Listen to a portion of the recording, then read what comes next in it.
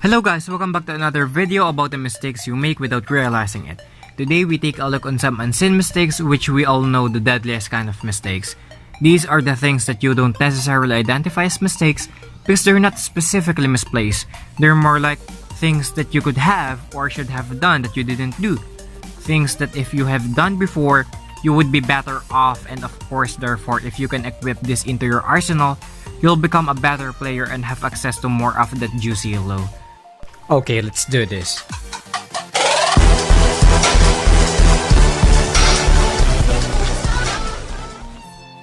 Before we're cracking into the video, I just want to address all those people who are still supporting me unto this day and to more days to come. God bless you all, boys and girls. Anyway, we can move now to the important things that getting right into the first point of this video. The first thing that you do wrong that you don't realize has to do with counter ganking. By the way, not every single point is going to be just from a jungle perspective, but the specific one does apply to the junglers, and this one is more about being in the right place at the right time. If you're a jungle main and you're watching this video, you've probably experienced at least once the frustrations of games where it seems that your teammates just can't hold their own, and they keep feeding and feeding and feeding and feeding, especially if your allies keep getting ganked all the time, and you see those ganks coming as being quite obvious. It can be annoying when you feel like this and, bro, we know this is going to happen. Yeah, you're letting it happen anyway. And you're still dying? Come on bro, anong ginagawa mo? So instead of thinking of your allies as a bit of an, maybe instead of them just getting caught and dying, you can show up and help them to turn the tides. Just accept the fact na kahit Philippine server pa yan or worldwide, there's sometimes a toxic teammate. Diba? So, if your teammate is getting ganked a lot, then you can just set up some vision or maskill natin bilang wards so you know the ganks are coming in. Or when you think a gank might happen, which is usually to do with gaano kayo na push, or how much health is on, the position of the minion waves, then you can try and read the enemy's gank and set up for a counter gank. But reminder lang you must be in position when the enemy ganks so that you can turn that gank, and instead of having a fading ally, you've actually not only protected them but you've also got something out the enemy team as well. Because for me okay lang if you didn't kill the enemies when you're ganking, as long as you rattle them. It's fine. Bonus na lang kung ganamit nila yung spells nila like Flash, Ghost, or Exhaust, diba? Every lane is vulnerable to ganks because there's always a jungler. So instead of doing farms only to feed yourself, you also need to do some smart ganks and kick some ass. So now moving on to my second point of mistake that you might do while not realizing it is farming the jungle creeps without a smite. Well, this part will be so specific to Mobile Legends players moving or trying this new game Wildrift. So for your information guys, there's a specific role for farming and it's called a jungler.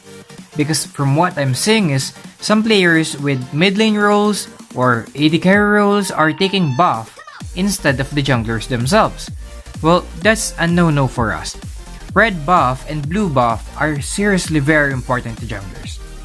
Because first, red buff gives additional physical damage to junglers for them to easily kill the jungle creeps, and there's a slow on enemies' movement speed when hit. Blue buff on the other hand gives fast mana regeneration, cooldown reduction, and additional ability power. And for junglers who's always using their skills to kill the jungle creeps, the mana regeneration and cooldown reduction is very important. And in Wildrift, you cannot easily do farming if you don't have the spell Smite, which gives junglers the ability to do bonus damage and taking less damage on jungle creeps. So, watch out guys, if you try to steal their buff, they might also steal something from you, which is winning the game. Next point will be a key factor for a support role to help the team out, because it's all about roaming. Roaming is so very important because it's going to be the most effective way for supports to have a larger impact on the game, and thus have a better chance of carrying. Yes, it's not only the way for supports to carry, considering shot calling, playmaking, and peeling are just a few factors of many that can also come into play and make a difference. But trust me guys when I say that roaming is the most effective form of carrying games from a support role, and also understanding the importance of it. The best time to roam is when your ADC is either dead or not in the lane, or when your ADC has a safe and secure freezing lane, and anytime you're leaving the fountain. All supports have one in common when it comes to roaming, and it is prioritizing mid lane. Although scouting for enemy junglers or securing vision among other things are effective, nothing quite compare to roaming to the mid lane and picking up a kill for your mid laner, which is why no matter which support champion you're playing, roaming to the mid lane will always be a priority. Continuing on with the trend of roaming to the mid lane, all support will generally want to take same path. Running through the mid lane or from your own jungle is pretty useless and typically won't result in anything beneficial. Instead, padding through bush from the river or coming behind the enemy through their own jungle is more optimal. This allows you to not only narrow the gap between you and the enemy mid laner, but also between you and the tier 1 mid tower. Trust me guys, this will help you a lot. So moving on to my last point of mistake that you might do while not realizing it, is not doing a smart warding.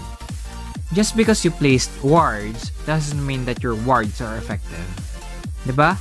Map awareness is an essential part of winning. But you can't have a good map awareness without seeing the map, and that requires good vision, and for that you need the right wards. So without being said, let's jump into this. So why map awareness is so important? Well, the obvious answer is, if you see someone coming for you, you'll have time to back off and not do that pesky dying thing. Diba? The more in-depth answer is that, if your map awareness improves, so does your decision making. Knowing where the enemy is dictates when high elo players choose their aggressive moments and their defensive ones. It's how they choose when to engage, how to control their wave, and where to rotate. So many aspects of Wildrift come from map awareness alone, and these wards will take you to that next level. Well, no, obviously you can drop a ward anywhere on Wildrift, but don't you just drop wards around mindlessly. You wanna ask yourself where the next play is happening, or what angle you are vulnerable from, and finally trying to check choke points when you can, rather than just some random alleyway in the jungle.